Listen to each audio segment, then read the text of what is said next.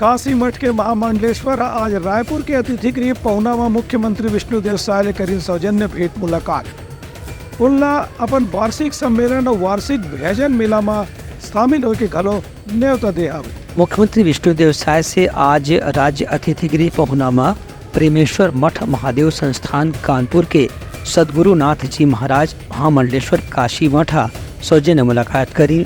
एबेरमा सद्गुरुनाथ जी महाराज मुख्यमंत्री श्री विष्णुदेव सायला आशीर्वाद देके राज्य के विकास व शुभकामना दीन। एवं मुख्यमंत्री से महामंडलेश्वर हकीहिन की उनका नेतृत्व में छत्तीसगढ़ अवैया 5 साल में तेजी से विकास के रद्दा में आगू बढ़ी और यह हर वर्ग के विकास वर योजना जौन भी शुरू करे जाही वह सफल हो ही। साधु महाराज बन इहू बात के आशीर्वाद दीन की राष्ट्रीय अंतर्राष्ट्रीय स्तर में छत्तीसगढ़ के नाम घलो रोशन हो ही और मुख्यमंत्री के नेतृत्व के हर तरह से प्रशंसा करे जाही।